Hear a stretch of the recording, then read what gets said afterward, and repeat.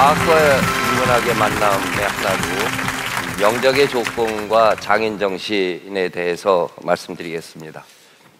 명작이 수없이 많은 것 같지만은 명작이 아무 때나 만들어지진 않았습니다. 우리가 명작이라고 이야기되는 것을 보면은 최고의 정성, 최고의 기술, 최고의 재력을 투입하지 않고 명작이 나온 적은 없습니다. 동서고금 다 마찬가지죠.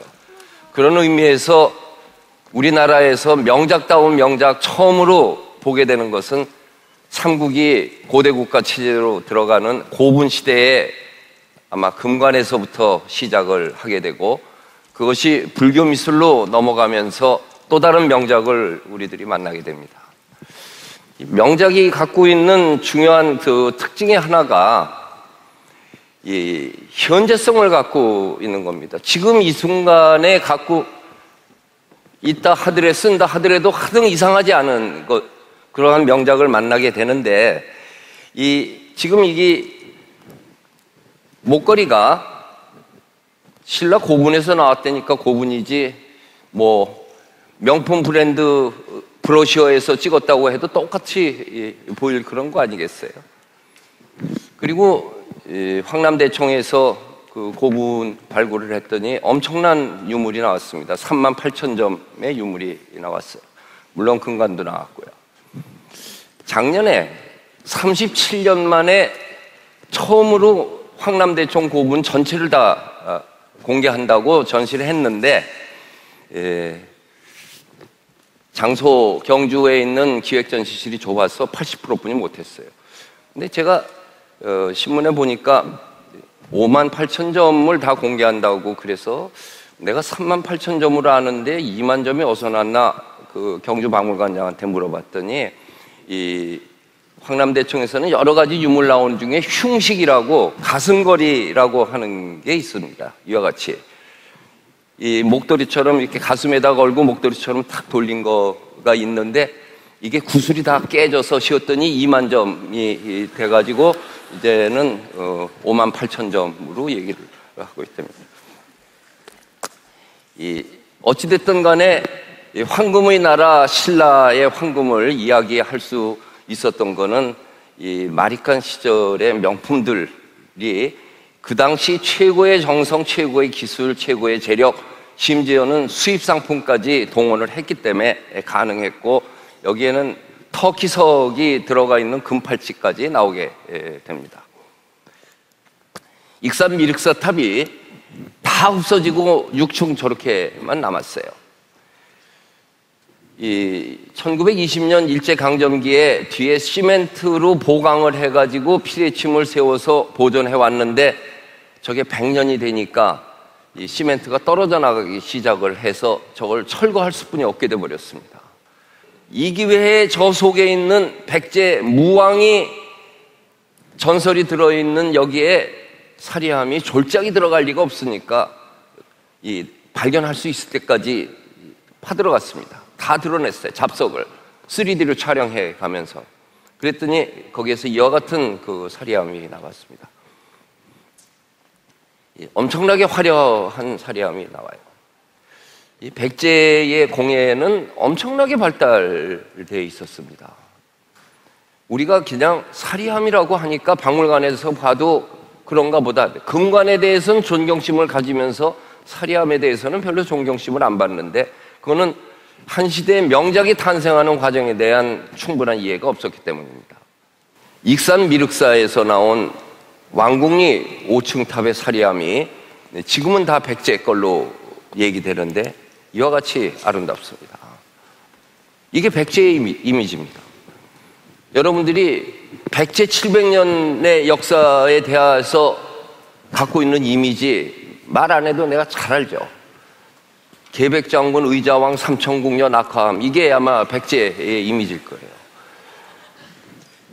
700년을 이끌어간 고대 왕조의 아름다웠던 부분으로 기억을 하는 게 아니고, 멸망할 때의 한 순간을 가지고 백제를 기억하게 만드는 그런 문화의식이 과연 이 문화민족으로서 역사를 대하는 태도인가 반성해 볼 필요가 있죠. 이 백제가 왜 그렇게 공예가 뛰어났는가? 백제는 장인이 존중되던 나라입니다. 엄청나게 존중됐습니다. 무령왕릉에서 나온 은잔 옆에 왕비의 은팔찌인데 이 은팔찌는 다리가 만들었다는 공예가 사인이 들어가 있습니다. 그리고 다리 아비지 아사달 공예가 이름도 알죠? 공부 식용 잘하면 경학박사라고 그랬지만은 이 기와장 잘 만들면 와박사라고 그랬습니다. 종 잘 만들면 주종박사, 주종대박사, 주종차박사 다 엔지니어에게 박사 칭호를 붙였습니다. 그렇기 때문에 백제의 공예는 신라로 일본으로 그렇게 퍼져나갔던 겁니다. 장인정신에 대해서 얘기한다면은 장인정신의 외형적 특징은 디테일이 아름답다는 겁니다. 끝까지 최선을 다한다는 건 거의 장인의 본능이기 때문에 20세기 건축가 미스 반데로에게 명작이 뭐냐고 물었더니 한마디로 God is in the details 그랬어요. 신은 디테일 안에 있다고. 디테일이 아름답지 않은 명작은 없습니다. 불국사에 가면은 연화교라고 하는 다리가 있습니다. 그냥 다리 만들어 놓고 이름을 연화교로 짓지 않았습니다. 계단으로 올라가는 게 연꽃받침으로 되어 있어요. 극락세계에는 연꽃으로 표현하니까 극락전으로 올라가는 길은 연꽃을 밟고 올라가게 되어 있어요. 대웅전으로 들어가는 계단 옆에는 소맷돌이 있는데 그 소맷돌은 소매자락처럼 되어 있습니다. 디테일이 아름답지 않은 명작은 없고 불국사가 그냥 겉보기에도 아름답지만은 들여다보면 볼수록 아름다운 것이 이런 디테일을 갖고 있기 때문입니다.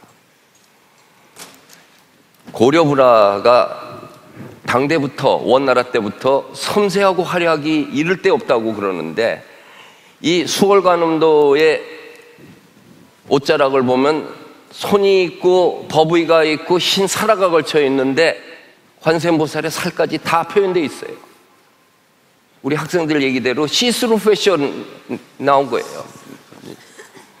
고려 사람들이 팔만대장경 만든 사람들인데 이게 법화경 보탑도 몽고하고 항쟁할 때 팔만대장경 만들 때 한쪽에서 만들었다고 생각되는데 여기에 금으로 7층 탑을 그렸는데 그린 게 아니고 이 디테일을 보면은 법화경 7권의 컨텍스트를 다 쓴 거예요.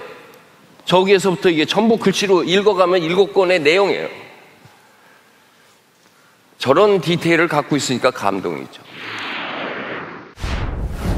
장인적 수련과 연찬에 대해서는 이 중세에서 르네상스로 는 길드 시스템의 아틀리에와 워크숍 시스템입니다. 어프렌티스로 철저한 도제적 훈련을 받고 저니맨이 대해서 활동하다가 그 다음에 엄격한 심사를 통해서 마스터 자격을 가진 자만이 아틀리에와 워크숍을 가질 수 있었어요. 7년이고 10년이고 해서 작품을 갖고 와서 이제 됐다, 너 마스터 자격을 부여받은 그 작품을 사람들은 마스터피스라고 그랬습니다.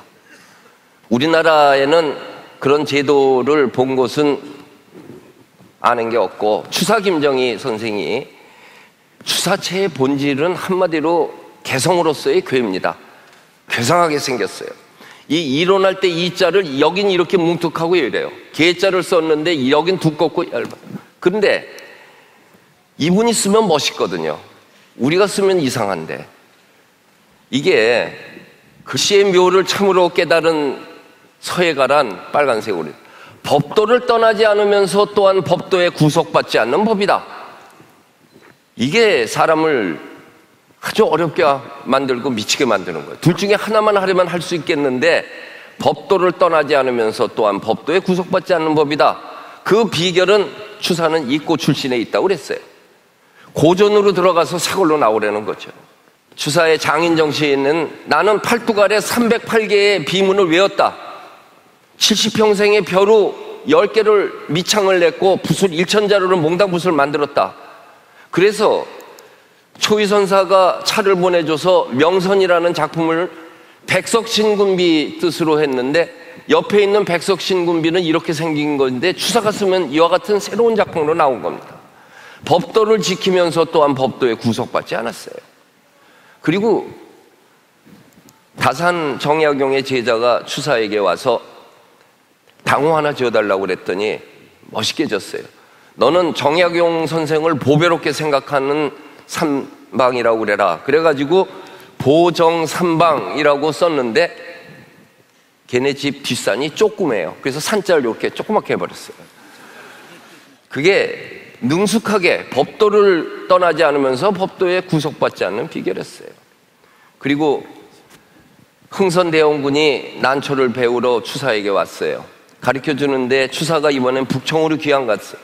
갔다 와서 선생님 제 난초를 평해 주십시오 해서 저는 난초 그림을 가져왔을 때 옆에 있는 추사가 한 얘기가 대감의 난초가 이렇게 발전했을 줄은 몰랐습니다. 나에게 난초를 구하는 사람은 차라리 흥선대원군에게 받는 게 낫겠습니다. 그리고 마지막에 이렇게 얘기했어요.